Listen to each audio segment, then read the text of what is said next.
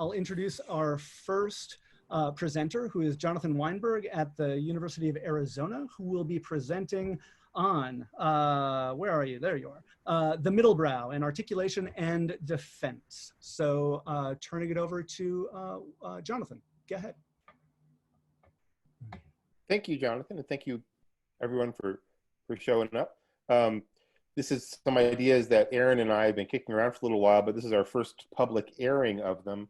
And I want to emphasize that the project is joint, but these slides are mine. So this really is one of those cases where anything that seems interesting or insightful, you should give Aaron equal credit, and anything that seems wrong or just stupid, that's just me. So we're trying to give an account of the Middlebrow. And one of the first things we want to make clear is what kind of theory are we looking to offer here? And in particular, we're not looking to do anything like conceptual analysis. So it doesn't seem to us that there's a robust enough sort of shared tacit extension out there, either in folk usage or in sort of relevant art productive or critical communities, where you can sort of test an analysis against a really wide and generative set of new cases. It just doesn't seem to be that way. There's paradigm cases, and then beyond that, if you look in literature, it's highly contested. What we are going to be trying to do is propose this as a theoretical term, and it should therefore be evaluated in terms of what kind of explanatory and critical work they can help do. And here are some of our sort of role models in terms of what we're trying to do in producing a theory of the Middlebrow. So what are the explananda? It's supposed to be an explanatory theory. What is it trying to explain? Well, first of all, there are a number of paradigm instances that you can generate. So some things that seem to us to be good candidates for being paradigm things that are inside the category of the Middlebrow are like John Updike novels, Les Miserables, at least the stage musical. We don't want to rule on Victor Hugo one way or another, and the sort of big thinky sorts of movies like Woody Allen's Crimes and Misdemeanors.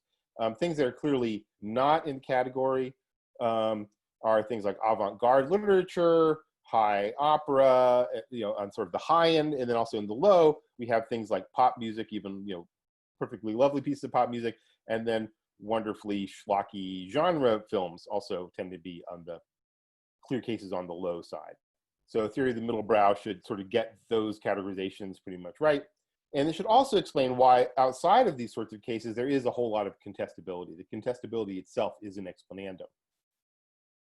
We should explain the sense in which there are all these works that are middle-ish, in between the high art and the low. That's clearly part of what should be driving any account of why it should be the middle brow. And then the last main explanandum we're going to try to cover is that it's a negative term primarily. It's both default pejorative when you use the word Middlebrow of a work.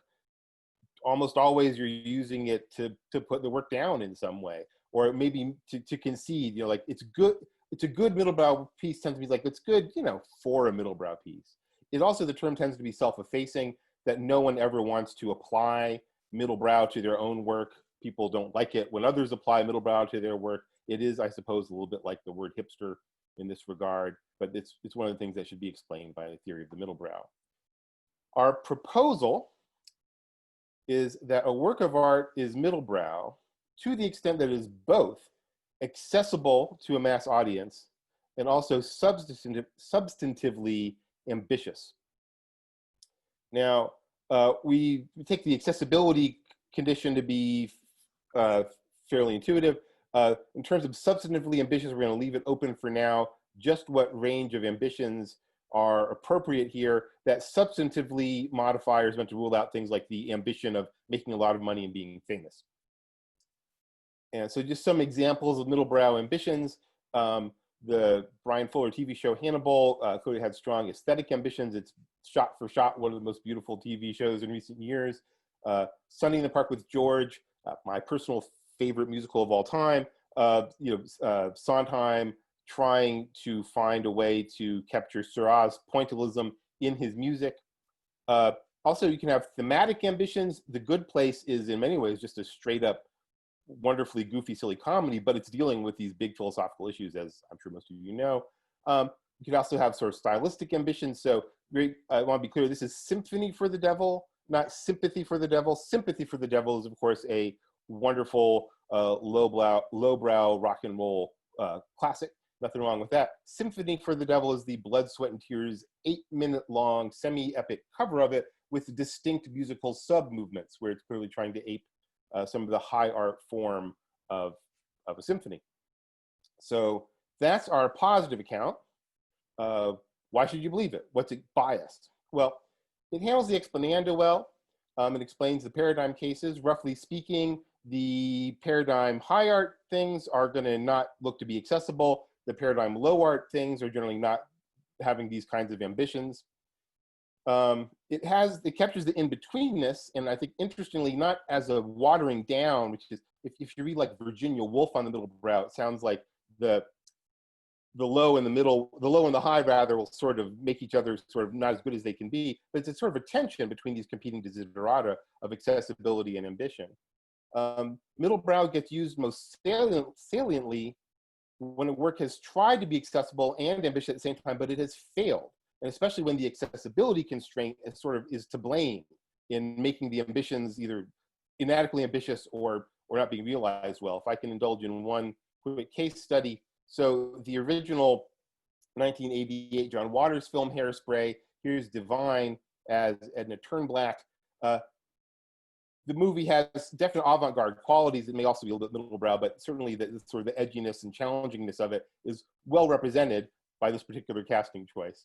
Go forward a few years to the stage musical, you got Harvey Fierstein as a much more accessible, rough edges, sanded off kind of version of Edna Turnblack. And you know, we can see it's a less ambitious work. It's less successful, I think, in part because it was trying to reach a broader audience than John Waters was. And then in the movie version of the stage musical of the John Waters movie, we have John Travolta, whose casting was both meant to reach a wide audience and leads to just execrable camp. And it seems like the kind of thing people typically have in mind when they want to tag something as middlebrow is where, in order to try to reach a broader audience, you make the work less good. That's the predominant usage. But we think the problem is that this has led people to think it's sort of like the only thing that one can mean by the middlebrow. And this explains why the term turns out to be default pejorative and self-effacing. Our usage of the term has tended to oversample the failed works of art and hasn't noticed the successful cases. This is also why the contestability gets explained, because we have trouble saying of works that are successful, that we want to give plaudits to, that they're also middlebrow. It sticks in the jaw somewhat to try to say that. And of course, which works aren't successful is itself often contestable. So there's this sort of overgeneralization that leads people to mistakenly think the middlebrow can only include negative cases. So what are the benefits of going, of bringing in our way of talking about it? We want to sort of focus on two critical benefits that come in. First of all, our account makes visible that pursuing a mass audience can itself be a legitimate artistic constraint. And a successful middlebrow work should not have its success discounted by its accessibility, you know, as if we need to forgive it for being well liked. But in fact, it can be appreciated more fully for achieving so much with only broadly accessible resources. Or putting it another way, no one has trouble seeing how bad middlebrow art can be bad, in part because of its middlebrowness. But our account indicates also how good middlebrow art can be good in virtue of, not merely despite, its middlebrowness, by sort of finding a successful way of simultaneously achieving these two desiderata of accessibility and ambition. A second critical benefit of bringing this category into view is that it also brings another sort of dark twin category into view, things that carry themselves as high art, but that are lacking in ambition. Sort of like the negation of both of the conditions on our positive account of the middlebrow. And so we call these sorts of works of art the muddlebrow. And some examples might be Damien Hirst, seems to be a really good example of a patron fallen angel of the muddlebrow. One question that one might have if one's interested in the muddlebrow is, can there be good instances? Like we're emphasizing that there can be good instances of the middlebrow. That's part of what we're trying to sell. Can there be good instances of the muddlebrow? I don't know, maybe some Jeff Koons work is clever enough to make up for its extravagant vacuity. It may be not, but we'll just leave that as an open question for now. I'm almost out of time, so I'm just going to put the slide up and then hit this last request. We haven't actually seen too much of a philosophical literature on the Middlebrow. There's a lot of stuff in kind of sociology and sort of, history of literature kinds of stuff, but not so much in like the analytic aesthetics literature. If you know some stuff that you think would be relevant for us, we'd love to hear about it, especially in the comments. And thank you for your time. All right, thanks a lot. So I'll just hand it over to Aaron, who will start with the questions. And everybody, just as a reminder, the chat screen, you can open up the chat screen by pushing the chat button at the bottom and enter your questions into the chat, and Aaron will ask them. So, oh, sorry, you're muted, Aaron. Go ahead. Am I unmuted now? Okay. Yeah, you're good. So the first questions that came up had to do with accessibility. So Noah Greenstein asks, why is accessibility obvious? This presupposes we know what the masses want. Jonathan Neufeld asked whether accessibility was an aesthetic term or a sociological term. So easy to get is the aesthetic term, or widespread, cheap enough to see, so sociological. And then Rosemary asked about accessibility and its whether accessibility might be a matter of medium rather than content. So a range of issues. If you could clarify what's meant by accessibility here and why you thought Sure. it was obvious. Thank you. I do mean not like the medium based, but sort of like if someone engages with it, they can appreciate it, engage with it successfully without any particular training or anything like that. So easy to comparatively easy to digest. So you could have work that's middlebrow, even if it's a painting that only very few people ever get to see. So yeah, that's the short answer to that question.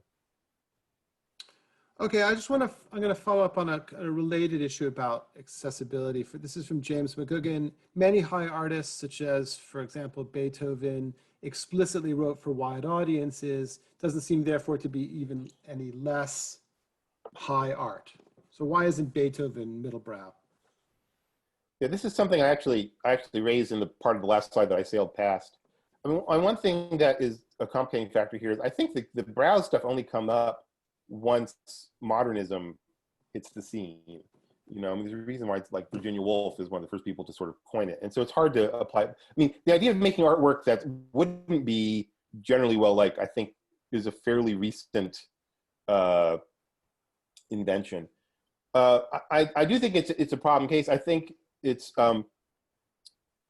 what one wants to say. What I want to say is something like, if the artist doesn't perceive a tension between these two things of making the work broadly accessible and achieving the kind of ambitions they want, if they just don't see any tension in that at all, the question of middlebrowness probably doesn't arise. To some extent, I'm willing to push back in other cases. I was trying to ask myself, like, does Shakespeare count as middlebrow? And I'm like, maybe he does. Maybe he's just the greatest middlebrow artist of all time. Maybe that's a revisionary claim I should try to embrace. But I certainly feel what you say about Beethoven. I don't think there's anything to be gained by saying that he's middlebrow. It doesn't seem to be explanatorily useful. Okay, Bence asks repeatedly, ambition. What do you mean by ambition? More about ambition, he repeats himself. So what is meant by ambition?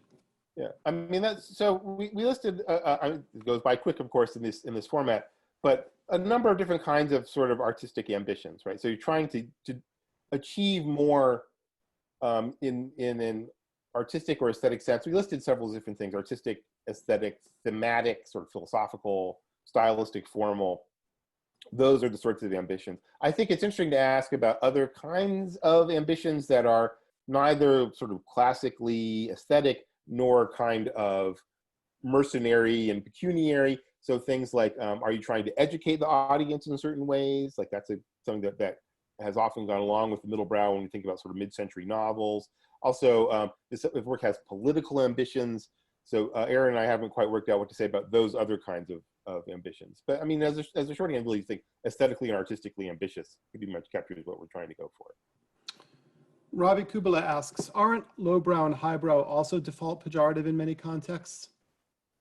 Given that you ultimately want to explain that away from Middlebrow, it shouldn't be default pejorative since many works can succeed in their ambitions while remaining accessible.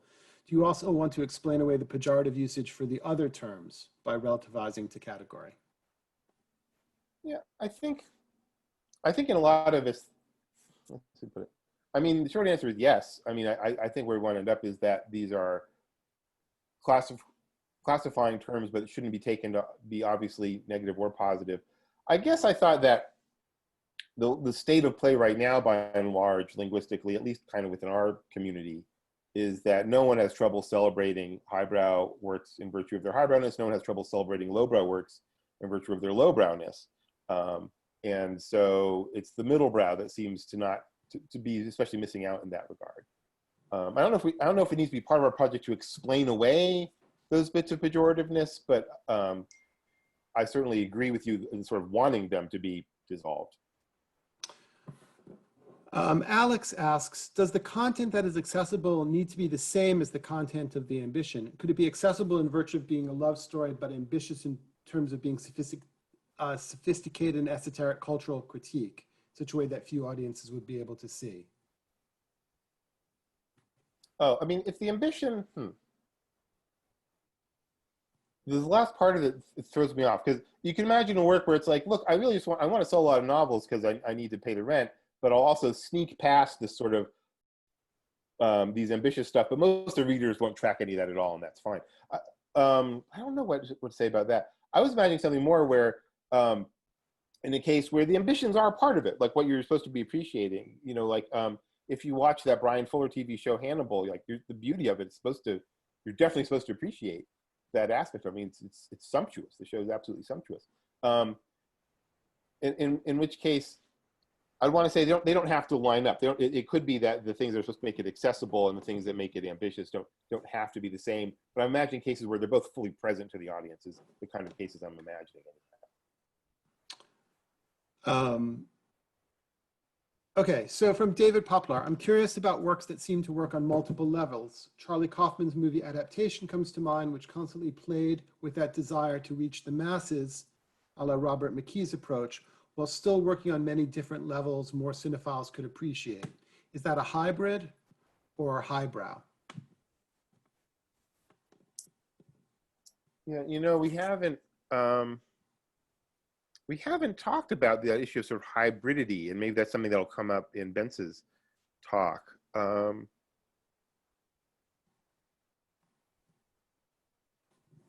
Yeah, I just have to think about that more. I don't have an easy answer to that. It's a nice case. Thank you.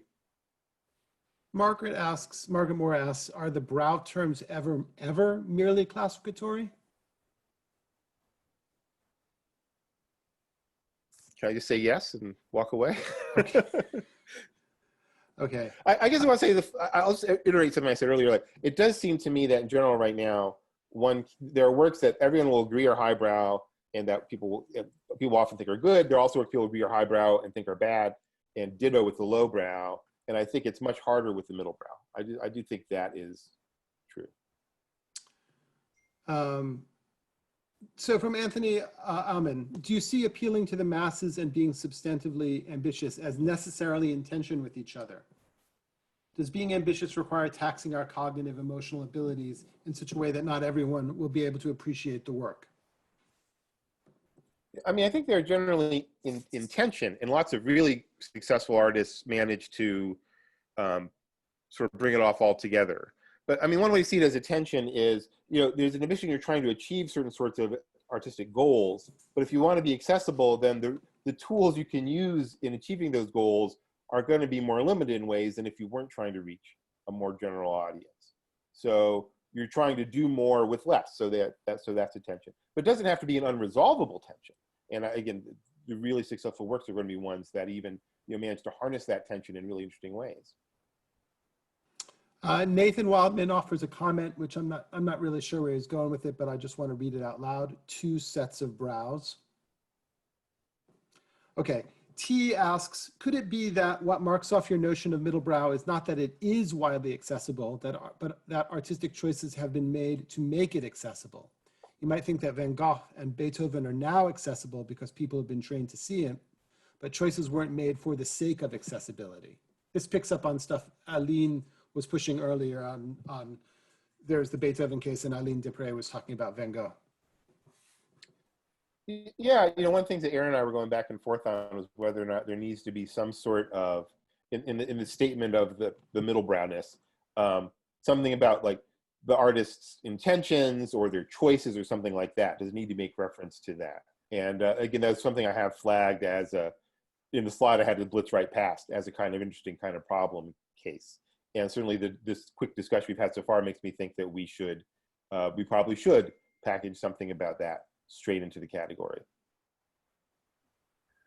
All right. That was exactly on 10. So thanks a lot, Jonathan, for the Thank you guys so much. Thanks everybody for your questions.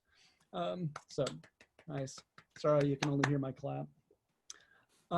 So now we will move on to the show and tell session from Klaus Speidel. Speidel or Speidel, Klaus? Where'd you go? Speidel, good.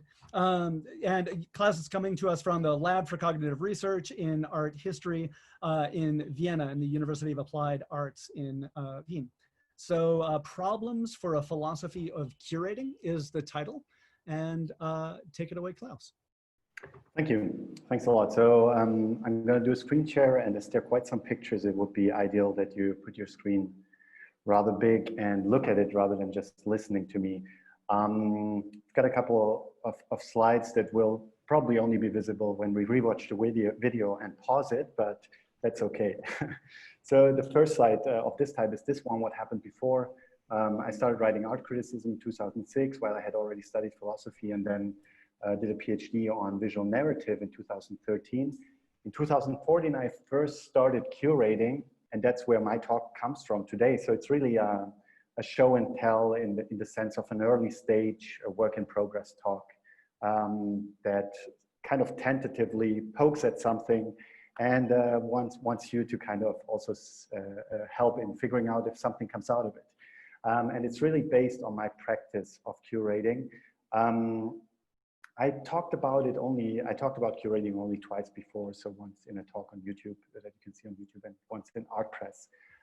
The examples I want to focus on today are kind of specific because, and you see they're fairly recent, because in these shows, I decided to not only have one show, but basically 3 shows with the same constellation of objects, namely artworks, and try to show that you could curate different exhibitions with the same artworks. In Bloody Pictures, this happened within an existing show. So there was a show that I had co-curated called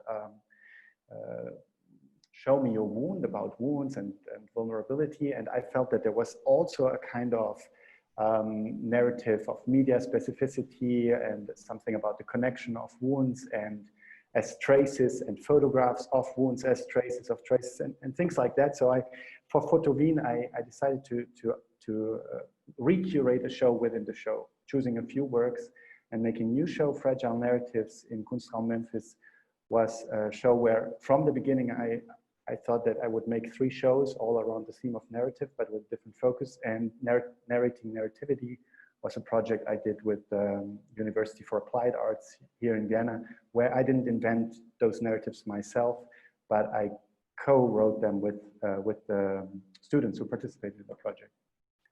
So the main questions today, I think, is what makes an exhibition, and what constitutes the identity of an exhibition. So yeah, we'll go into that. Then there's, of course, a sub-question, which is what does the answer that I'm giving to these questions imply?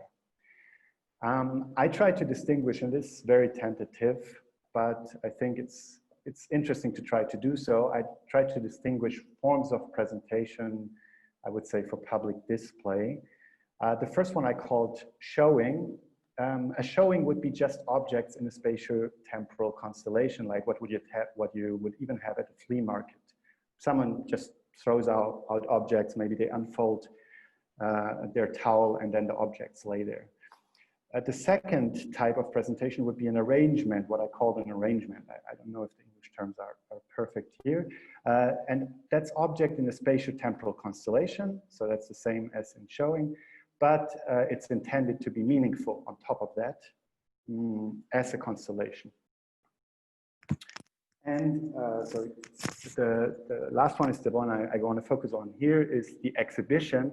That would be object in a spatio-temporal constellation that is intended to be meaningful with an overarching narrative that connects all these objects together. So what does that imply? What do these different aspects imply? And there I can only show a few of the implications. Objects in a spatio-temporal constellation, I think, implies that exhibiting is about space and time, as opposed, or in a very different or more meaningful way, and you can ask me what that means later, but in a more meaningful way than a book, for instance. So even if you take a text written in Arial and you put it on a wall in an exhibition space, the fact that you put that on a wall changes the meaning of that gesture significantly, as is shown in Stefan Brüggemann. When you take, for instance, 2 weeks in an two months in an art space, publicly funded art space, and you decide to display this sentence here: all my ideas are imported, all my products are exported, all my explanations are rubbish. This is a very different gesture than writing this at home in a Word document, for instance. It also kind of plays with the space we are in and our space-time as visitors. When you see this on a wall, what you will probably do is get closer and read it, and this first and second moment then connect and feed into the meaning of the work. Of course, when you then read it, you'll figure out that it's just an index by Louis Marin de la représentation, of representation, and there's one notion in this index which is particular, the notion invisible, voir invisible, voir visible, invisible, see visible. Of course, it's just an internal index notion, but here it becomes meaningful, which the index normally isn't, I would suppose, and it also plays with the spatial constellation of the work. This I will not go into details here. This will work. When I was still doing art in the past, I played with this exhibition space, so the work was installed here. You could go left or right, and I put this sign, which means sens de la visite, means direction of the visit in French, but sens, of course, also means meaning, and I just didn't put any arrow. So playing with this ambiguity here and making people have to decide where they would go first rather than telling them what the meaning or the direction of the visit was. And then the hope is, of course, that when you can go out of the exhibition space, and you see this in the Louvre, you'll also start reflecting not only on the direction of your visit, but also the meaning of your visit. A second consequence is that, of this definition, is that exhibiting is about relationships, because it's about a constellation that is intended to be meaningful. This is from Show Me Your Wound in the Dome Museum, where we put together this work by Louise Bourgeois, Saint-Sébastien, and this work by Giulio Giuliani, which is a Baroque piece of Saint-Sébastien. And of course, I would say that the female forms of this Saint-Sébastien become much more salient when they're juxtaposed with this Giuliani piece here. And the fact that Giuliani made this kind of androgynous figure underlines the strength of and the femininity of this woman walking forward, albeit she's being hit by arrows, and the arrows seem much more like vectors because you have these kind of fake arrows in front of it. So the works kind of inform each other in this way. Or when we put this work by Anders Krischer, Bomb Suit, which he imploded, so he put explosives inside and imploded it, maybe an allegory of what happens to people that protect their body in a war, but then come back with their inside somehow destroyed. When we put that in a spatial constellation with this anonymous crucifix from the 19th century, arguably this one underlines the fragility of this body, and the fragile body underlines the massivity of this bomb suit. So spatial constellation is essential. And then the last point I want to insist on is the overarching narrative. This means that exhibiting is about connecting objects to a narrative. And the narrative defines what becomes salient in the work. In Show Me Your Wound, this exhibition in the Dome Museum, of course, when we see this piece, the wound, even if it's nearly invisible, the side wound, will be what's salient. Okay, it will be a salient aspect just because it's connected to this narrative. If you saw it somewhere else, this kind of wound, which is not even a decent side wound, wouldn't be salient. And of course, when you then put it in the context of works like this, the saliency is even bigger, and the reflection on the wound becomes what is essential. And you could now reflect on all these typologies of wounds, which I tried to do in my catalog texts. And when you then see this piece by Hollande, of course, also the question that for this operation where she transformed her body, she had to be wounded. It was self-wounding, and this is a gauze sort of medical piece that also has her blood on it. It's this aspect that becomes salient of this work. Or here in the skin of an animal, it's the fact that the skin of this animal has these bumps, which is a sickness the animal had, and the holes in it, which become salient. In another context, something different would be salient. Now, you can also, a last consequence is that if a different narrative will make for a different exhibition, even if everything else stays the same, you don't remove any objects, you don't add any objects or anything. So this was also part of my second exhibition called Bloody Pictures, from trace to, from image to trace, the photo focus, where then I would talk about how the traces of blood somehow reflect the trace character of the photograph that Hollande imprinted on the gazé, where she has her cake and eats it too. So she has the real blood, but she also has an image which tells you what happened to her and why she bled. Whereas when you have a work by Gina Pane that was also in the exhibition, which was a relic from a performance, you only saw the blood, you didn't have the image, you didn't know what happened. So you only had the trace, but you couldn't read it. Here, Hollande does both. She gives you the traces and she makes it readable through the photographic image, which in itself is trace, and I could go much deeper into that. And a last example, this is from another exhibition I curated, where I again showed the skin by the artist Anneliese Schrenk, but I contextualized it differently, also used this very prominent hook. And these are skins that can't be used in leather production because they have these things that people don't like to have on their leather coats. So these are skins that have been discarded by the leather production. The artist buys them and puts them on display. And this was part of 3 shows, Fragile Narratives, Hidden Stories, which was looking at stories that are told in objects, that are hidden in objects, Fragile Narratives, Fluid Identities, which was about identity politics. And in the first exhibition, I would, of course, talk about the stories that are hidden in ordinary objects that we wear, for instance. Here I would talk how the identity of this animal has been inscribed in his skin, and how our identity, some people say we get the face we deserve at a certain age, how our identity is also inscribed in our skin. And in this last exhibition, Art Beyond Research, I would conceptualize this artist as a researcher. Yes, and that's it. Sorry. Okay, so yeah, so that's the final walkthrough. These are the different aspects. Thank you for giving me the time to wrap it up. Thanks. So turning it over to Aaron, who is unmuted. Good.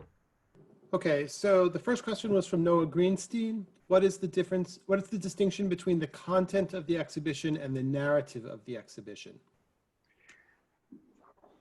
So a good question. I would suspect that the content is a sum of the works plus the narrative on the works, and that the narrative is a way to frame the works. So the works in a constellation plus the narrative, of course. Yeah. Okay, I'm going to ask my question. Why I think the connection has to be narrative? I just wasn't certain about that. What about a non-narrative exhibition? Can we make things salient without using narrative? Say like a thematic connection that isn't narrative. Yeah, that's a question that that I've been asking myself, didn't resolve before this talk, but yeah, it's a good question. I mean, other formats, discursive, argumentative, I mean, things that oppose narrative, descriptive, all these things, can't they also be the basis of an exhibition?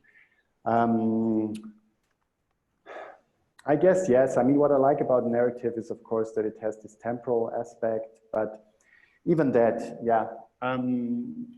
Yeah, I think probably it could be widened and should maybe be widened, yeah. Okay, so a couple questions about the narrative, the effect of changing the narrative on changing meaning or exhibition. So Nathan asks, how strict do you want to be about the idea that changing the narrative changes the exhibition? Suppose you keep the core narrative notions, but change some details. Would that preserve exhibition identity?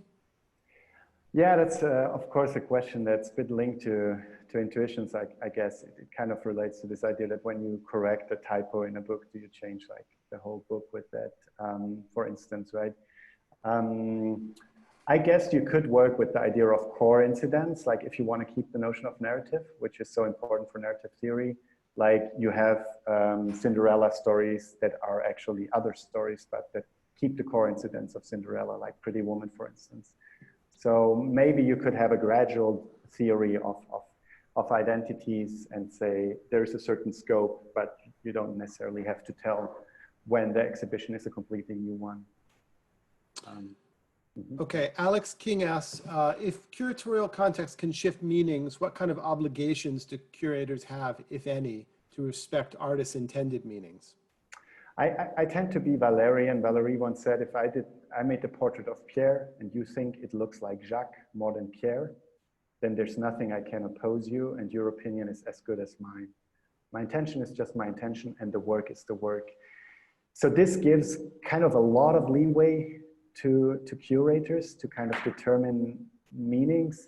But personally, as a sense of personal ethics, I think you have to kind of stay within a certain scope of meanings. But when the artist is dead, I mean, it gives you a lot of freedom, yes.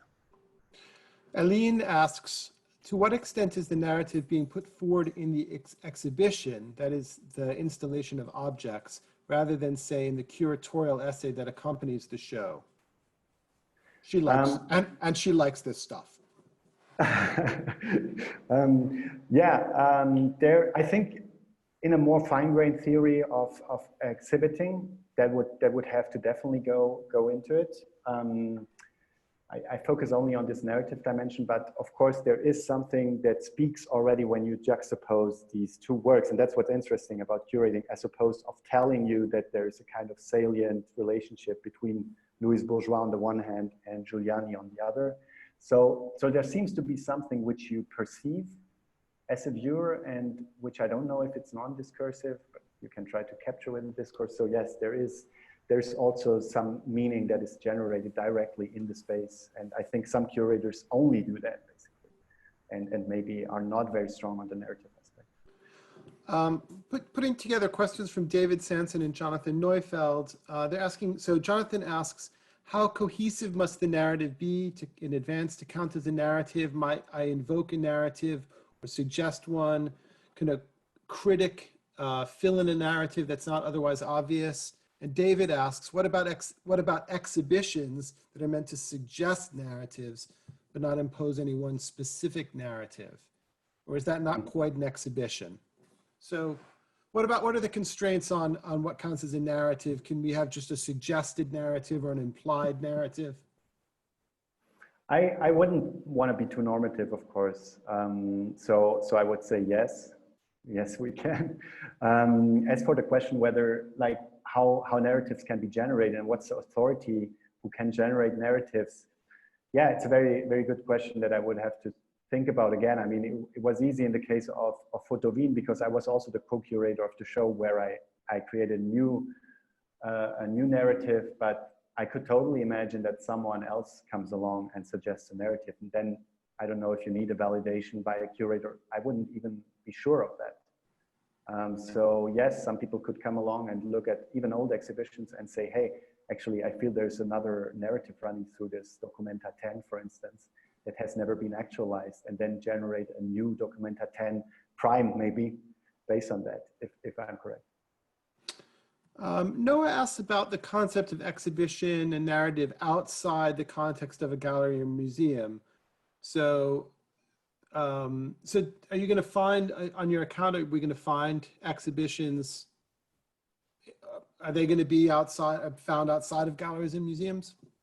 I mean, I think it would be totally compatible with the definition, because you could have like meaningful spatial temporal constellation that are intended to be meaningful with an overarching narrative that are actually just a choice of things, for instance, in public space. And in that sense, I think there have been more on the artist side attempts to create something that could then be called an exhibition by bringing out a narrative or superimposing a narrative on objects in a city, for instance, on a certain choice of things in the city. So it doesn't say that you have to put the objects there, which kind of brings in, and I'm thinking aloud, but there could be a found exhibition somehow to a certain degree. You could at least find a certain spatio-temporal constellation of objects and then turn that into an exhibition by creating the narrative that goes with it. So Ankuta wondered about the role of art historical knowledge on the part of beholders in grasping the narrative or understanding the exhibition. Any thoughts on that? I think, I mean, there are art historical narratives, of course, but I wouldn't say that they're a necessity for grasping these kind of exhibitions. I mean, for example, the Art Beyond Research exhibition was not an art historical exhibition. It was really about artistic research, and then even if it brings together old objects that have an art historical meaning, that would just be one possible meaning that you could actualize within a narrative or choose not to actualize, as we did when I showed you these works, which had art historical kind of narratives that came with it, but I didn't actualize them in my telling right now. I actualized only the way they represented wounds, right? I just wanted to follow up on David's question again, just ask about exhibitions that might not impose any one specific narrative, but rather sort of open up a range of different narratives. How would you think about those sorts of cases? Do you have multiple exhibitions in one in such a case?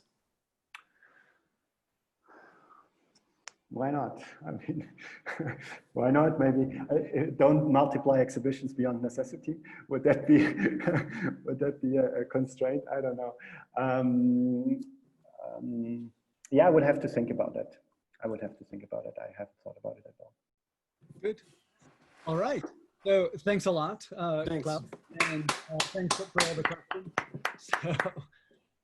So we will now move on to the next presentation by Allie Richards at the Munich Center for Mathematical Philosophy. Her presentation is Clowning and Satire. What's the difference? So Allie, take it away. Cool, thanks. So thanks everyone for zooming in. Just real quick, I'm pretty new to this area of philosophy, so if there's any corrections or suggestions about anything I say, it'd be greatly appreciated. So the overall motivation behind this is to eventually get a concrete notion and definition of what a clown is and what sort of political and social roles they might play. This talk, however, won't achieve this. Instead, I will show how we can distinguish the satirist from the satirical clown as a starting point. So there's a reoccurring theme throughout history and across various cultures that clowns get their authenticity through unmasking social conventions. As clown and clown researcher John Davison puts it, clowns presume their power in society as taboo breakers and truth tellers. Similarly, the common role that satire plays in society is to provide insight into society's values or norms by exposing problems or contradictions, commonly but not always through irony, humor, exaggeration, absurdism, ridicule, just to name a few. So the two main reasons that I'm interested in looking at the connection between clowning and satire as a starting point for coming up with a definition of a clown is one, there is an overlapping theme between the two, and two, Dieter de Klerk's 2018 paper already provides us with a definition for satire. So the features I mentioned earlier, such as irony, humor, exaggeration, absurdism, ridicule, are commonly seen in satire, but none of these are necessary for satire. De Klerk, however, provides us with two necessary and sufficient conditions for satire, namely critique and entertainment.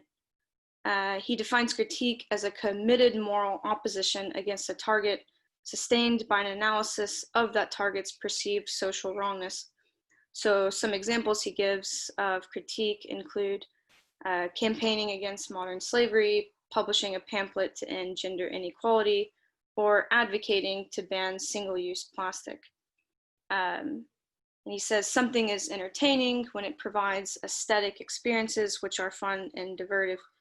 Along these lines, entertainment is a classification, which applies to artifacts and performances, principally designed to deliver such fun and divertive aesthetic experiences.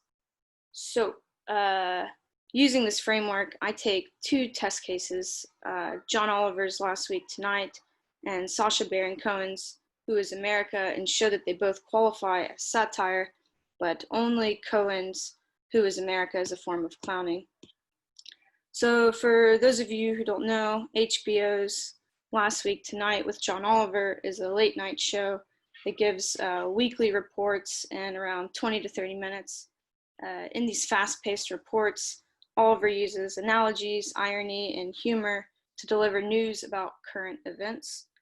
In his recent episode on police, he's able to quickly reveal the police brutality targeted towards the Black community, as well as providing a historical overview of the systemic nature. And particularly, he shows a clip in which police walk across the street to arrest a peaceful Black protester, and while doing so, simultaneously pepper sprays the crowd of other peaceful protesters. Oliver responds by stating how ironic and enraging this is. They're protesting excessive police force, and yet the police are spraying pepper spray like it's fucking sunscreen. He then moves on to saying, the show will address three questions: how the fuck we got to this point, what the obstacles for reform have been, and what we can do going forward. So this is a form of critique based on the footage and statistics he selects. He is able to show his moral opposition against systemic racism while also revealing this as a driving force behind the current and previous police brutality cases. It's also entertaining to deliver this message. He uses irony, humor, sarcasm, and analogies. Okay, so Who is America is a TV series where Sacha Baron Cohen plays a number of different characters in interviews and interacts with a diverse group of people ranging from famous politicians to non-famous people. In one episode, he plays an aloof liberal figure who calls a city meeting in Kingman, Arizona, to tell the citizens that their city has been selected to build the state-of-the-art mosque. At first, he asks them if they're ready for economic growth, to which they cheer. But when he reveals that the way to achieve this growth is by building not only a mosque, but the largest mosque outside of the Middle East, we see the crowd showing disapproval by yelling Islamophobic and racist remarks. At one point, one of the members of the crowd shouts, he doesn't want a terrorist mosque, so Cohen assures him that the mosque will have fortified walls to protect the worshippers from any kind of violent or racist acts. The crowd member quickly retorts that it's not them, the citizens, who are violent, it's the Muslims. To which Cohen again assures them that he is not implying anyone in the room is racist, but someone in the back immediately yells, I'm racist towards Muslims. Nevertheless, Cohen continues his presentation, confident that he can convince the crowd otherwise. In Cohen's case, the critique aspect comes from the crowds he selects and the character he chooses to play. The careful choosing of these two is how he's able to elicit behavior and reveal there is indeed a racism problem in the Kingman community. It's entertaining for us, the viewers, as we see this seemingly clueless character confidently continue and repeatedly fail, which progressively infuriates the crowd, evoking racist response.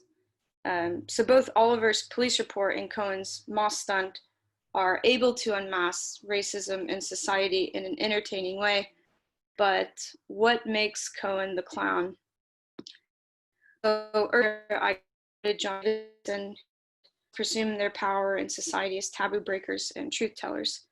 Furthermore, Davison says that a contemporary clown's version of this tale would stress the dynamics of what's known as the flop as a gateway to such truth. So, as understood by clown practitioners, the flop describes a performance practice which stages a particular kind of failure, that of not achieving the task of making those spectating laugh.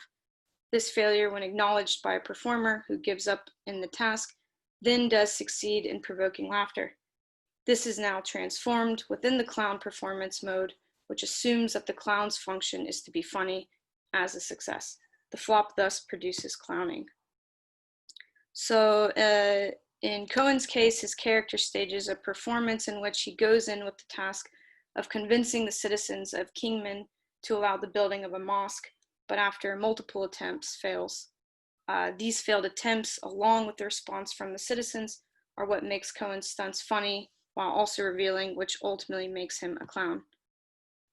Conversely, while Oliver's report is funny, he achieves this by using sarcasm and irony, but not through flopping. So, in conclusion, on de Klerk's definition of satire, both Last Week Tonight and Who is America are forms of satire, but if we assume that this notion of flopping is an essential ingredient for the clown, then only Who is America is a form of clowning.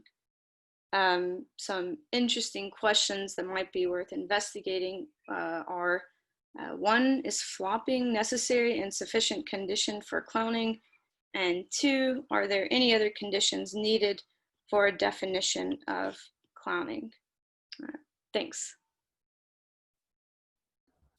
Great, thanks.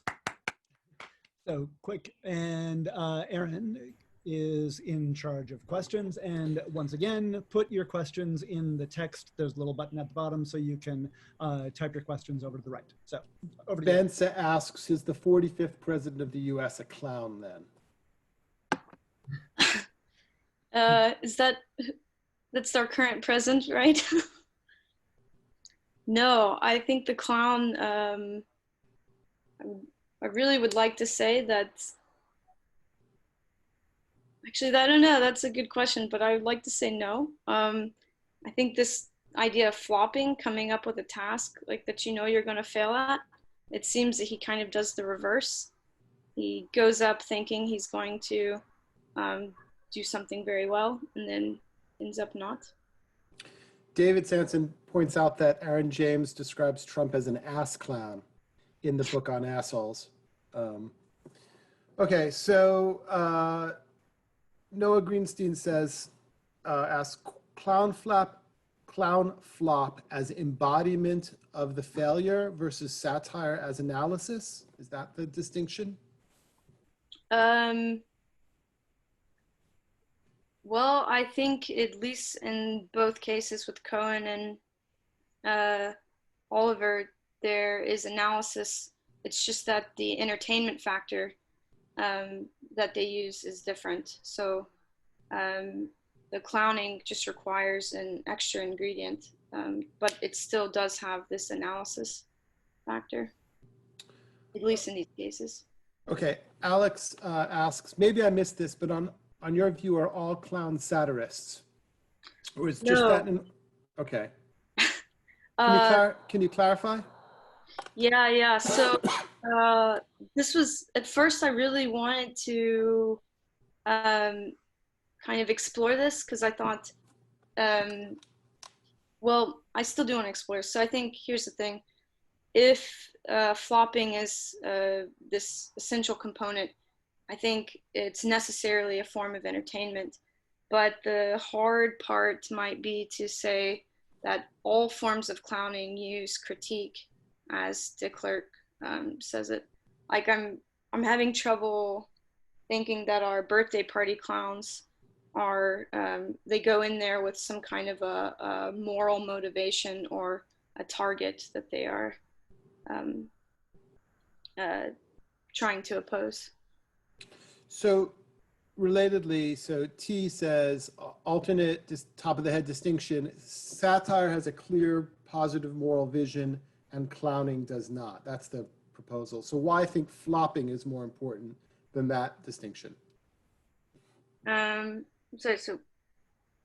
So we have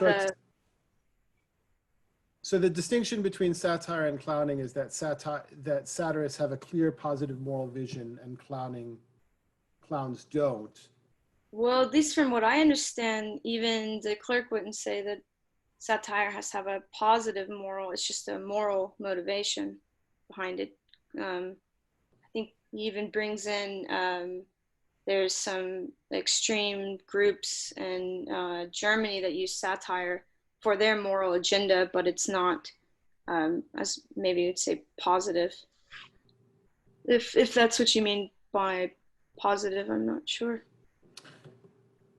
I think this is crucial. Klaus asks, how do you define flopping again? Can you fail at flopping? How about a clown who intends to flop but succeeds? Does he flop and thus succeed? Yeah, talk to us about flopping, failure, and success. Yeah, okay. I was actually wondering this too because I didn't bring up some in Cohen's Who is America? There's this point where he embodies this very confident Israeli anti-terrorist character, and he goes in there and he's successful at everything he does. He's able to have these wild propositions, like he wants to arm 3-year-olds with machine guns, and he's talking to senators, and he's actually getting them on board. But yeah, I was actually kind of thinking that maybe another way to explore this would be something like a reverse flop, where us as the viewers, we are expecting that this extremist character is going to go in and fail, but he doesn't fail. He goes in and he succeeds. So it's kind of like failing at the flop, which makes us laugh. So just relatedly, in what sense is flopping a failure if it's artistically successful? And then T had a suggestion. A clown tries to do activity X in the act, flops at X at that activity, and thereby succeeds at clowning. Is that how you're thinking about it? Yeah, so I know there's many experiments that they do where like there's even one clown that can take a chair when he's on stage and say, okay, pretend this is my student. I'm going to give the chair instructions. Whenever you all laugh at me, the chair will move forward. And then whenever there's a moment of silence that goes by and you don't laugh, then I'll move backwards.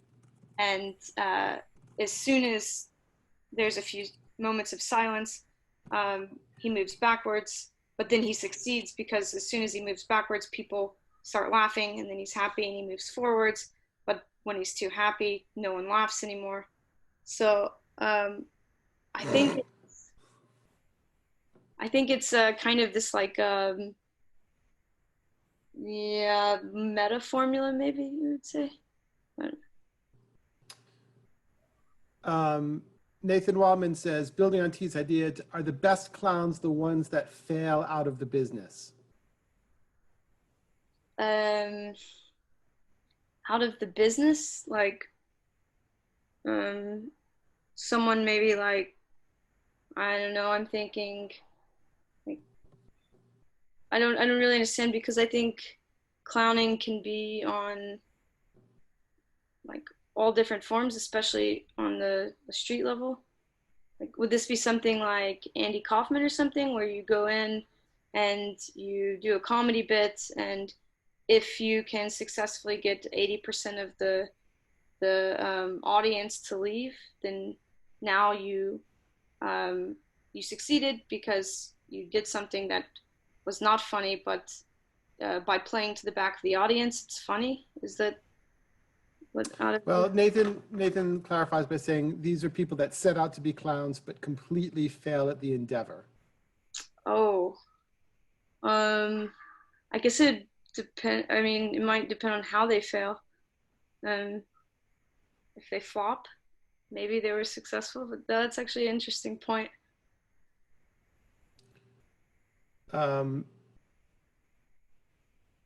Okay, so Kian asks, is there a connection between the flop as an important aspect of clowning and the unease, even fear, some people feel in the presence of clowns?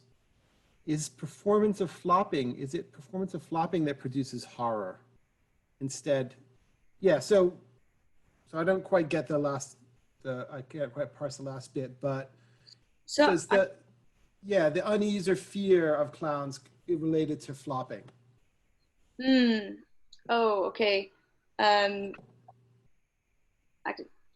Historically, I don't think so, mainly because this whole clown phobia wasn't too much of a problem until Stephen King wrote a book based on John Wayne Gacy, who was a serial killer, but used the clown prop to lure people in. But as far as this unease goes, I think there is something there. Most of what clowns can do to the audience is to make them incredibly uncomfortable. And I think this probably comes in with the unmasking social conventions. But as far as the fear goes, I'm usually pushed to say that that's something completely different than what like actual clowning is. Yeah, so I understood what Kian's last bit was. So is performance of flopping that produces horror instead of humor, laughter, is that still going to count as clowning? Performance. So someone performs the flop, but people respond with horror rather than humor. That's still clowning. I think so. I'd be willing to say yes, because this might be close to people responding with discomfort or something like this. But I think here's the part that I think might be hard for extending this notion of flopping is I want to say that it's like in Sacha Baron Cohen's case, he flops because he has a task that he fails at. The task is not necessarily that he was trying to get the audience in the room to laugh. So if I were to extend it, then I think the flop would have to accommodate that. Like instead of people laughing at me failing, there was this horror response. All right. So I think that's what we have time for. So thanks a lot, Allie. That was great. So the next presenter, I don't see you in my screen, but that's fine, is Nathan Wildman from Tilburg University. And he will be speaking on, for Voyeur gaming, why it's okay to just watch rather than play. So take it away, Nathan. Cool. So first things first, can everyone hear me all right? Is that okay? And before I put my slides up and everything, let me send them to you in case there's any problems. And also while I'm doing that, I should ask, does everyone here know what a Let's Play is? Do people know what that is? Okay, I was hoping for more positive responses. No, I don't. That means it's going to be, you know, that much longer to set up doing that. But that's okay.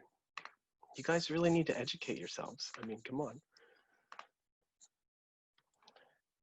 Okay. And there we go. Can everyone see the slides? Good. And are they big enough? Everybody can see them okay? Beautiful. So the first things first is I want to, thanks for listening to this. Very happy to be here. Or in some sense here. This is sort of half and half between an actual talk and a show and tell. I really wanted to write a show and tell one, but I realized I couldn't show and tell like my thousands and thousands of hours of Let's Plays that I've watched. So this is my attempt to do so. So in a way, to kind of steal a meme that was old when I was an undergrad, let me show you my Pokemon. So in the past couple years, there's been tons of increasing aesthetic interest in the aesthetics of video games, which a number of people in this meeting have in fact contributed to.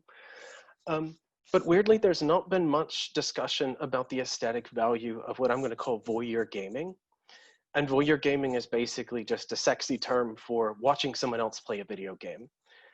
This often takes the form of Let's Plays. It also is Twitch streams, things like this. Hopefully people have come across them, if not a little bit more in just a second.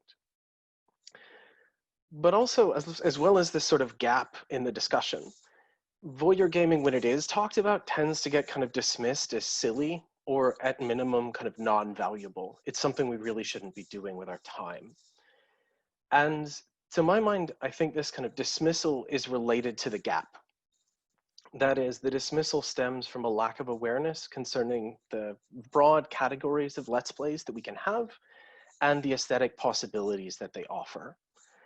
So what I'm going to try to do in the next 9 minutes or so is make some tentative steps towards addressing this dismissal and the gap. And the way I'm going to do it is by offering what I'm going to call a taxonomy of Let's Plays. Really what these are going to do is I'm going to pull out a bunch of categories, and these are categories structured around distinct aesthetic focal points. So what these sort of categories are going to play functions kind of similar to Waltonian sort of categories and like categories of art, or maybe genres do in literature, in that what they do is kind of fix fundamental aesthetic, fix the ways that we might want to approach these works, I guess, kind of situate them in certain areas, take what we can as sort of, standard features, et cetera, et cetera. And then once we've got the taxonomy in place, I think that's going to help us identify aesthetically valuable aspects of Let's Plays, and then we can address the dismissal, right? So it's a kind of 2-for-1 little move here. I should note there's going to be plenty of space for non-valuable, definitely should be dismissed Let's Plays. This is very much just, it's going to work for some. So the first thing to do is explain to you what a Let's Play is, for those of you who don't know. And in effect, right, the really simplest way to put it is it's captured gameplay sessions, often accompanied, but not necessarily by commentary. So you see a lot of these on YouTube where it's someone playing some video game. In this case, it's Undertale, one of the best games ever. And they'll have a face cam, and they'll be way over the top and silly. And frankly, it's one of the reasons I think that Let's Plays get dismissed, because these are the ones that you see most of the time. It's worth noting that you can trace the origins of these back to the Something Awful forums. Probably the first person to do it was Slow Beef. We can skip this. If people are interested, I can say more. What's notable is that Let's Plays have become a staple of the gaming community, and I feel horrible saying the gaming community. But just to give you an idea, so 3 out of the top 10 YouTube earners in 2016 made Let's Plays. In fact, the highest YouTube earner was PewDiePie. He made $17 million in 2016 alone, just from making videos that look an awful lot like this, of him playing scary games and then freaking out in the camera. So there's a lot of money in it. It's also notable that it's actually changed sort of video game industry practice. In particular, it made certain games basically go from nothing to being million-dollar sellers. It's also gotten big gaming companies paying streamers or Let's Players to play their games before they're released as kind of early advertisements. So there's some interest in it, I think, more generally. It's worth talking about exactly what they do, right? So again, it's this video capture, doesn't have to be video capture, but this sort of capture replay session with commentary over the top. So in this way, the work primarily consists of a playing, like a video game playing. And notably what this means is that Let's Plays are what we might think of as paratexts. So they're text in this very broad sense that surround and change how an audience interacts with the main work. In this case, the main work would be the embedded video game. What's worth noting too, that playing here is essential, but doesn't have to be the aesthetic focal point. So this is a point we'll come back to in just a second. It's also worth noting they come in lots of formats. So format in terms of the medium, there's video Let's Plays, there's screenshot ones, there's even some audio only ones. So arguably some actual plays, if people know those, might count in the same area. They also have a format where they vary in degrees of audience participation. So what LPers might do is they'll record an episode and then end it by like, okay guys, what do you want me to do for the next episode? Like, should I go fight the dragon, or do we need to, go over here? And then I'll have people vote. Or in the really extreme case, they'll actually just switch off who's playing. Probably this works best when we think about the difference between pre-recorded Let's Plays and live streaming ones. So all of the links should take you to videos or places where you can see these if you're interested. This Thai Tuesday one Mind Mario, there's about 20 people all on Twitch, all with controllers playing the same Mario game. And every, I think it was 10 seconds, it was switching who was controlling him. So everyone needed to play as if they were constantly the one in charge. It's a neat kind of version of the same thing. So I hope that's just a quick crash course, get you an idea of what Let's Plays are. importantly, they come, as I say, in different types. And this is where I'm going to get my taxonomy going. So the first type I'm going to call a performance model. And in the performance model, what the Let's Play tries to do is to highlight playing skill, right?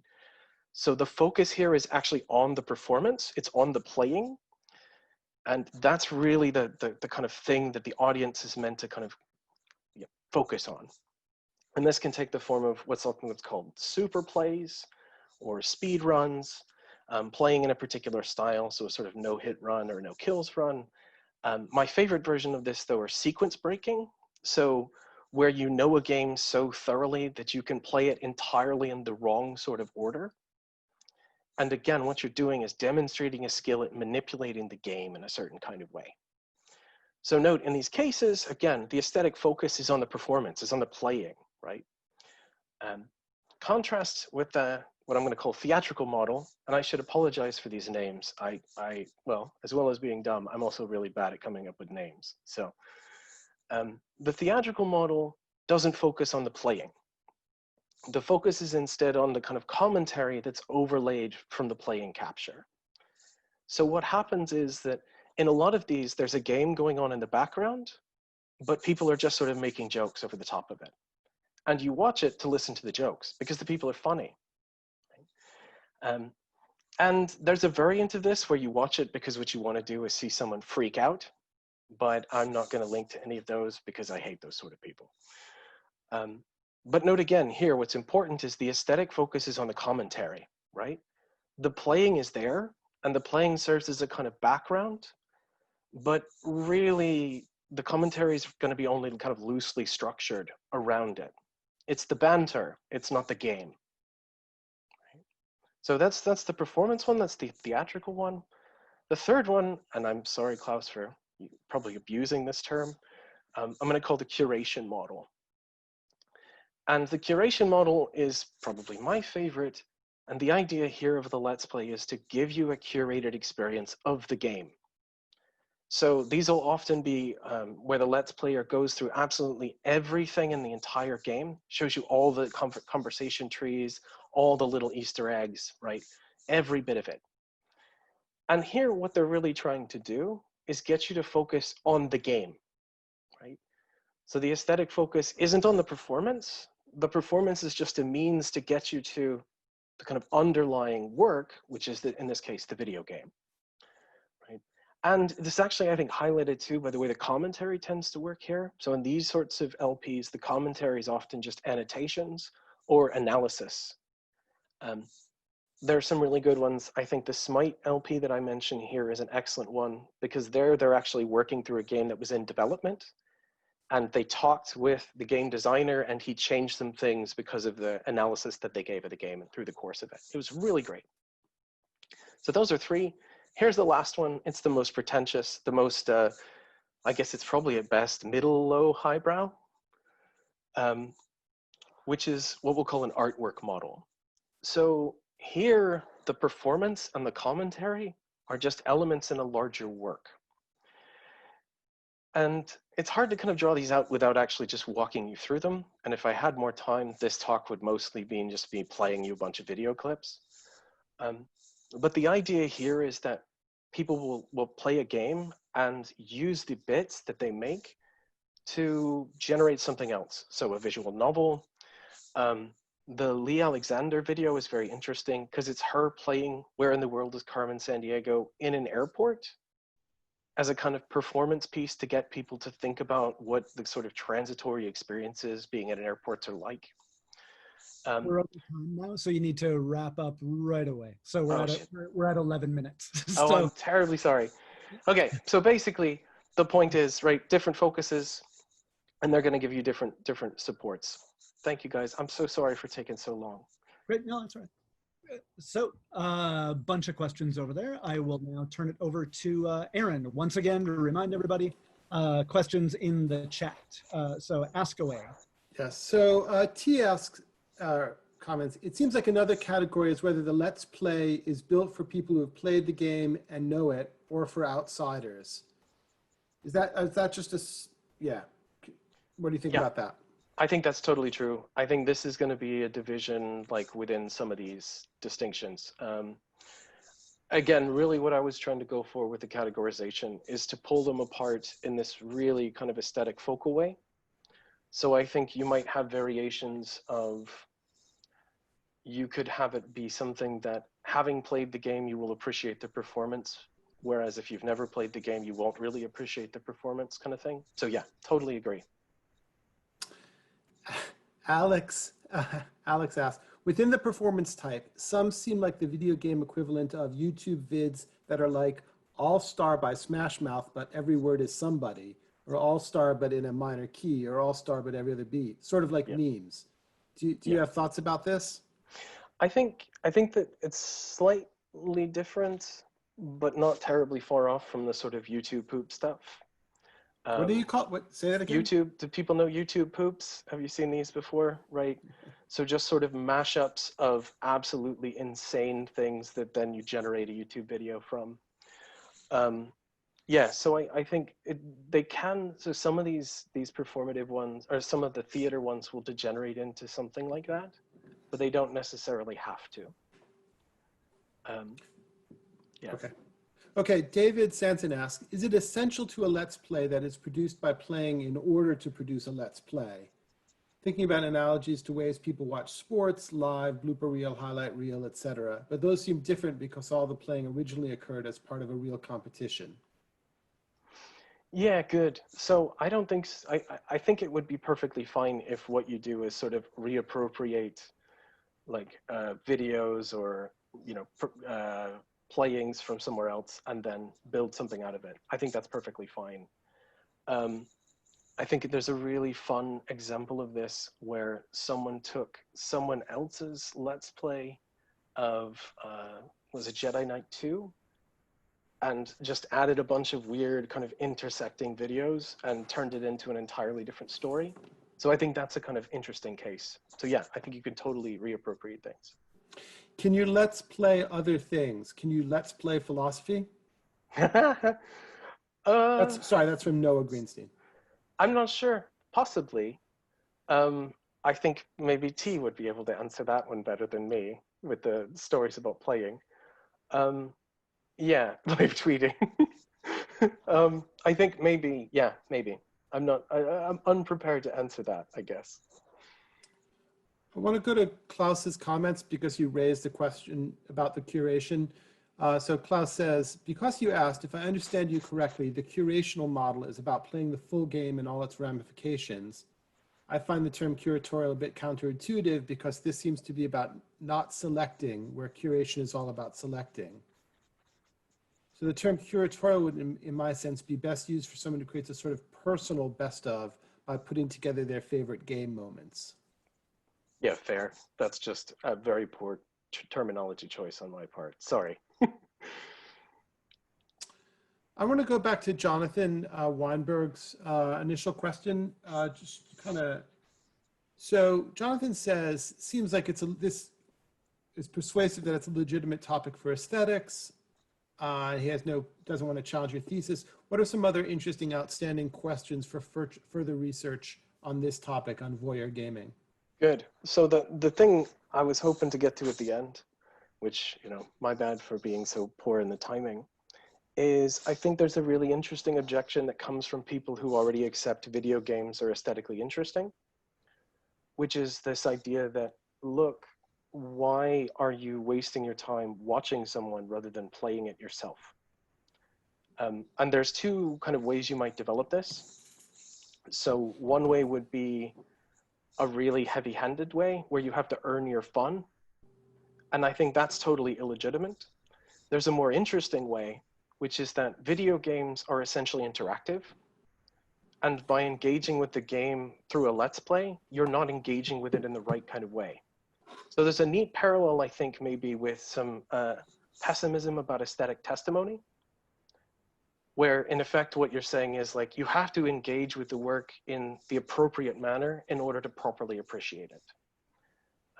So I think there's an interesting question there about making sense of that kind of internal objection and then finding some ways to deal with it. And I think maybe this parallel with the pessimism stuff might be a way forward, but I don't have like a great story there. Does that sort of deal with the question? I think so. I wanted to just ask about what the difference is supposed to be between watching sports on TV and watching video games or voyeur gaming or let's play stuff.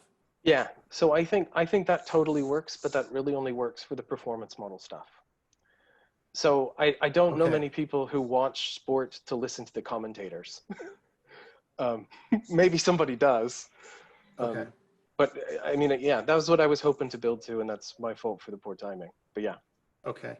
Alex asks, what category does the following let's play, educational let's play, fall into? A teacher plays through Assassin's Creed Origins set in ancient Egypt, noting the historical inaccuracies in the people and buildings which really existed. Good. So I take this to be kind of close to a curatorial and a theater combination. And in fact, one of the ones that's, I believe, on the slide still is a version of this. So there's a let's play by Geop of Assassin's Creed. He plays through the entire series. And what they have is they try for every video to get a historian who specializes in something that was relevant to the particular thing that they're going to run into that episode. And while they're messing around, doing parkour, they have the historian kind of detail through. So I think that you can have hybrids of the various categories. And I take it that's something like what the one that was in the question is going to fall into. Rosemary, both Rosemary and James were thinking about kind of potential connections worth exploring. Rosemary asks, isn't watching a video game potentially analogous to watching improvisational drama or comedy? And so maybe just respond to that first. Yeah, I think so. I think it will be, again, it depends on the type. I think it very much depends on also maybe the sort of structure that's underlying it. So if it's like a stream, then it is going to be basically improvised. If it's pre-recorded, it's less clear to me. But yeah, I think that's not going to be in a totally different ballpark. So James asks whether there's an interesting connection between a let's play that distorts or improves its source games, say racism or bad writing on the one hand, and a novel such as Wide Sargasso Sea that demands a rereading of a pre-existing text on which it is a commentary of sorts. Yeah, that's really interesting. Thanks, James. Yeah, I think there's definitely going to be so I think that's really cool. I'm trying to think, there's going to be a case. I just can't think of one off the top of my head. But yes, so there's going to be ones where basically like the let's play forces you to reinterpret the underlying work. That's sort of the idea. I wonder if you might have this with people who play like the Paradox games, which are really like, at least sometimes can be very war heavy. And then they play it entirely pacifistically to really drive home like how the game's set up such that you can't win that way or something like this. Or to make a kind of political point. Yeah, I think that sounds to me like there's going to be cases, just nothing springs to mind right off the top. Thanks. Right. Great. So that's the last question here. So thanks a lot, Nathan. Thanks. Sorry for taking so long, guys. Oh, no worries. So now we will move on to Bence Nanay, and I have to share my screen, and Bence, you'll tell me when to change slides. So this might be a little stutter-starty. So let me now, so the title, by the way, is Crossover Culture, The End of the Middlebrow. And Bence is from University of Antwerp. So let me open this up and hand it over to Bence. Thank you. It's great to do this. And I should say that I started thinking about this topic as a result of a conversation that I had with Aaron at the San Antonio ASA, where he was saying that, well, Bence, you're a high-low kind of guy, aren't you? That's just the exact opposite of Jonathan Weinberg, who's just middle only. So, and I thought that, yeah, that's exactly right. So I'm trying to justify my taste here, and which is exactly what we all do in some sense. So, so this is what I call crossover culture is supposed to be an addition to these categories of lowbrow, middlebrow, highbrow. And I think it's a really interesting and important one, and one that's more and more popular these days. Can I have the next slide, please? So it's kind of easy for me to talk about this because Jonathan introduced these categories pretty much more thoroughly than I could ever do. So I'm just going to give you some example.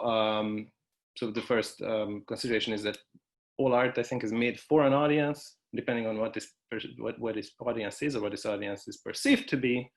It's going to be highbrow, lowbrow, or middlebrow. So if it's perceived to be elite, that's going to be highbrow. So Antonio in his films or Bartok's music.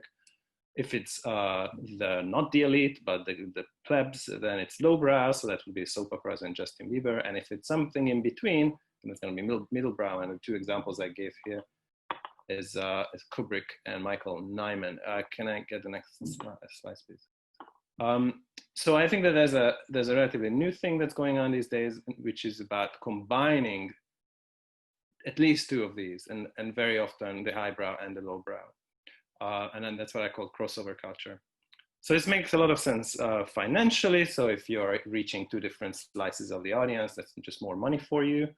And there's a bunch of examples. So Hamilton would be an example for music, I guess, and Nolan's Batman's film would be another example. My examples, my case studies are going to be sitcoms, and I think there's some really interesting examples for sitcoms. Can I have the next slide?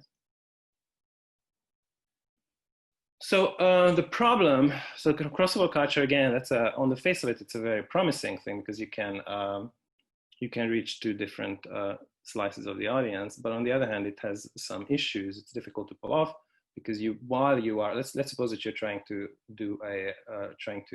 cater for a highbrow and a lowbrow audience.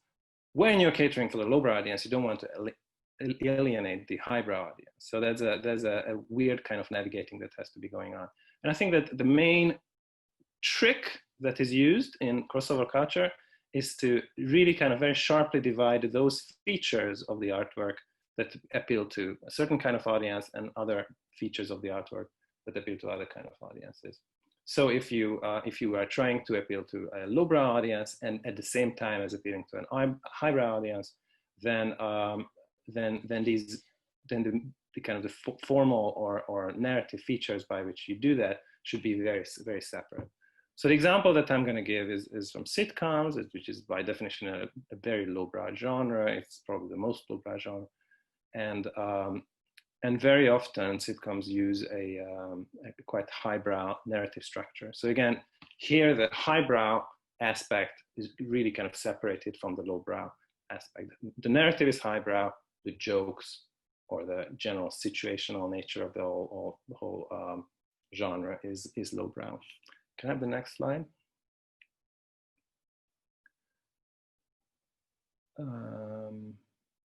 Yeah, that's one. And I think sitcoms are a really interesting genre for aestheticians to talk about. And I'm kind of surprised that there's not more work in aesthetics on sitcoms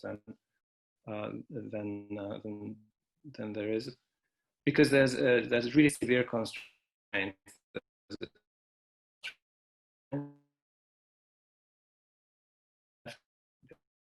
Independently from one another, and the characters there can't be much character development. They have to be kind of the same in each episode. But there's also a kind of plot A, plot B, plot C structure. There's intertwining separate plots, one involving, Ross and Rachel, the other one Phoebe and Joey, and the third one, who did I leave out? Monica and Chandler. And they are somehow intertwined and connected in some ways. So there's a certain kind of tradition of intelligent or the thinking person sitcoms recently. So there's this kind of Seinfeld, Arrested Development, Always Sunny community arc that educated people are confessed to like within the genre, and I think that it's true that those are they would all count as examples of crossover culture, but I don't think that it's only the these elite or intelligent sitcoms that will count. some kind of on the face of it trashy sitcoms like How I Met Your Mother would also count. And then, and I should say that, you know, I'm talking about a very kind of big picture change from Middlebrow to crossover culture. There's this much more traceable little change within sitcoms, and that's about it's a very formal change. It's about the number of scenes. So in a classic 80s sitcom, there's 8 scenes in the 22 minutes, and that's it. And that with Seinfeld, that goes up to 20, and with the Arrested Development to 40. And by the end of the 2000, so by 2010, 2011, even in shows like How I Met Your Mother, you get 60 or more scenes. So that is just a very clear indication of something weird, something that narratively weird is going on there. Can I actually? No, that's good. So another thing I want to say is about how to, you know, what I said is that the main motivation behind crossover culture is to make more money.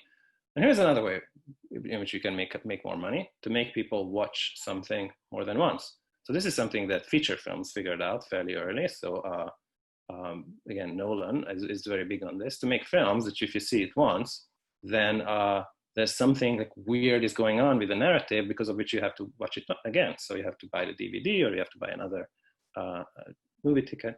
And also TV shows do this, but not comedies. So, you know, Lost or 24, these kind of the respectable TV shows, they've been doing that. And one big invention in the sitcom genre is that sitcoms started to do this, to come up with narrative structure that is such that you would have to watch it again in order to fully appreciate it. So that's very clearly a way of making more profit, which is an important consideration. Can I have the next slide? And I just to stay with the market. So some of these sitcoms that I mentioned, they belong to two very different kinds. So all of them are kind of critical successes. They all, you know, the critics seem to like them, even How I Met Your Mother sometimes. But some of them were commercial flops. Some of them were cancelled. You know, Arrested Development was cancelled. Community was cancelled. Always Sunny, it's not cancelled, but it runs on very little money. Whereas Seinfeld and How I Met Your Mother were very, very commercially successful. And I think that it really does matter what's your kind of general commercial baseline from the point of view of how you're going to be able to pull off this combination of appealing to highbrow and appealing to lowbrow audiences. So I want to give you 2 case studies that are supposed to demonstrate this contrast. So one is from How I Met Your Mother, and the other one is from Community. They're both they both came out around the same time, and they both are about a housewarming party. And they both do weird stuff with narrative. So I'm going to start with How I Met Your Mother. Can I have the next slide?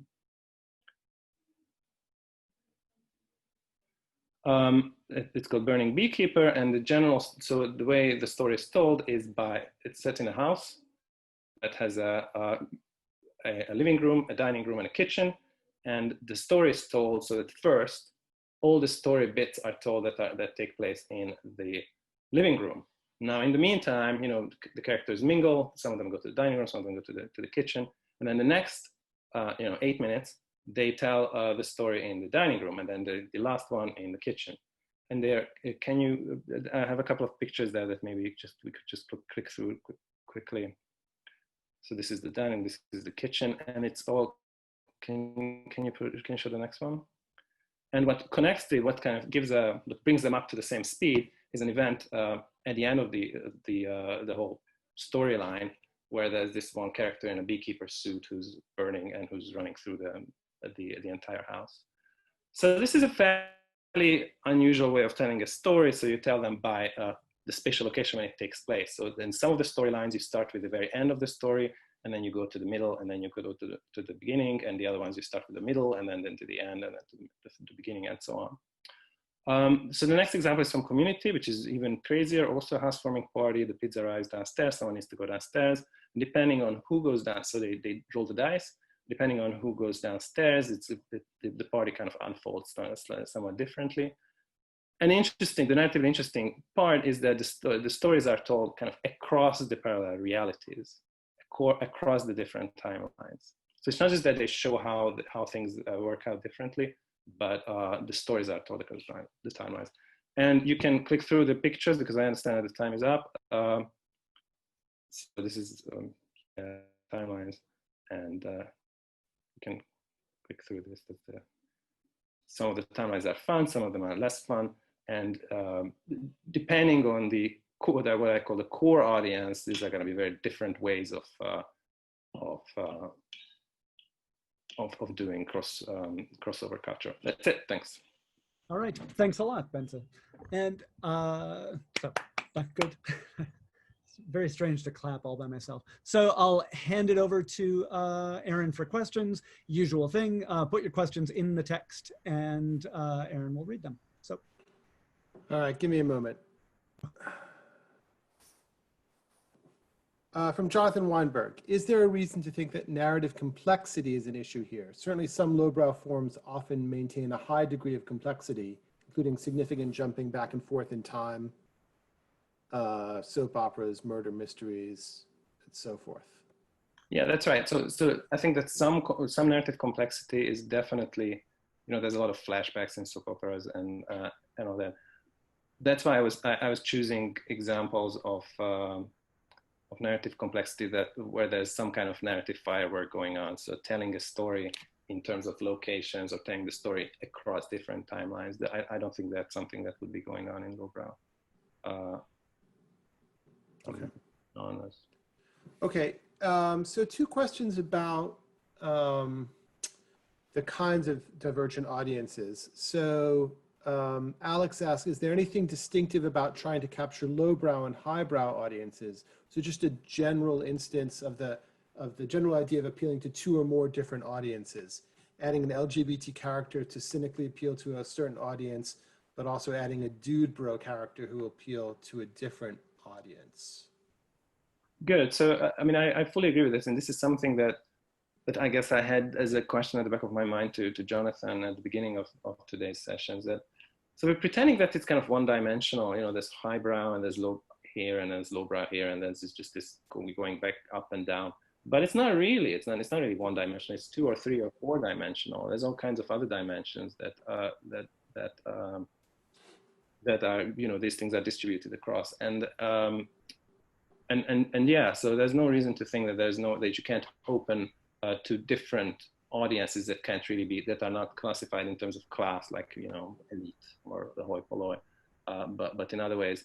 But I think that this is just something that happens to be going on, and it is an important feature of some art production in the last 20 or so years, that certain works just really want to capture the most elitist of elite audiences. At the same time, they want to appeal to very, very large and kind of simple taste buds at the same time. T asks, you seem to be suggesting that the different parts appeal to different people, but it feels a lot of times people are enjoying both. The relationship is interesting. Is it that the existence of the highbrow element gives self-consciously highbrow people permission to enjoy the lowbrow? Or what is the, yeah. I think that's probably part of it. I think it's probably if I want to be cynical, I think that might explain some of the success of this crossover culture, that it gives license to elitist people to enjoy the kind of lowbrow genres that they just happen to enjoy. I mean, the interesting question is the other way around: is what people with lowbrow taste, what they can make of these narrative fireworks, for example. From Michael Newell, is this a category that, like the Middlebrow, only exists since modernism? And what are the earliest examples? Is pop art the earliest example? Does it have special artistic features, or is it just shaped by markets? So this is tough, right? I mean, in some ways, Shakespeare was very self-consciously doing exactly that when he was interpreting these scenes that were very much for the the upper levels of the audience, who were the poorer people. and some others for the kings and princes in the audience. So I think that I mean, in some sense, catering for audiences of different socioeconomic status is nothing new. I think what is new is the way these two things are combined in our current art production. But again, I couldn't really put my finger on who was the person who started it. So James has a few questions about Finnegan's Wake, but we'll ask the, how many dimensions of brows are there? Is it to do with different audiences or different aspects of the work? Is there like a highbrow semantics and lowbrow syntax in Finnegan's Wake? That's an interesting question about Finnegan's Wake. Right. So I mean, I do. Well,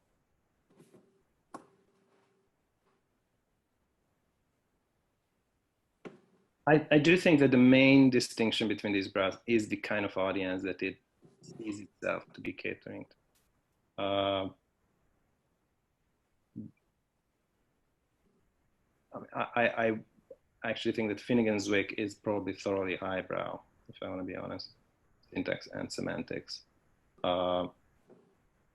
That's a very complicated question that probably is going to take up too much time.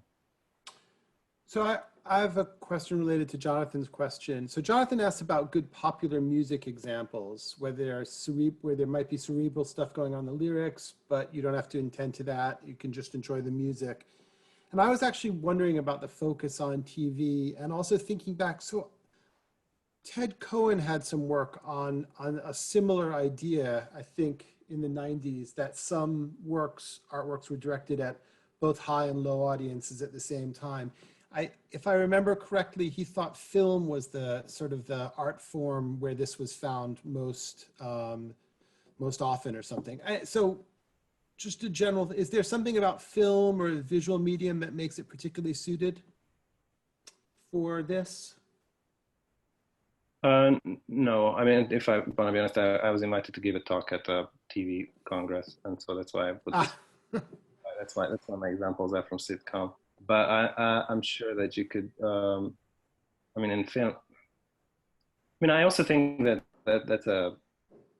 in TV, it's just the genres are so set in stone that it's just really clear that if it's a sitcom, that there's something just genuinely lowbrow that must be going on with it. So I think with films, it's much more fluid what kind of audiences it's going to capture.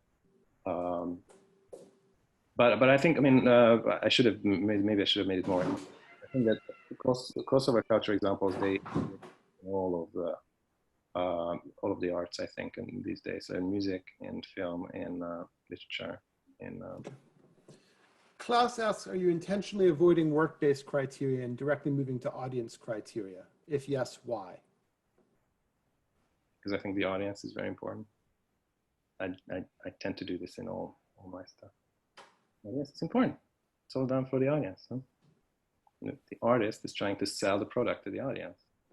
Okay, let's go back and look at Jonathan's question. Jonathan says, is there crossover appreciation, highbrow listening to lowbrow as a sign of highbrow appreciation? So he's borrowing this from Jen Lina's recent work on slumming. Highbrow appreciation of lowbrow work? Okay.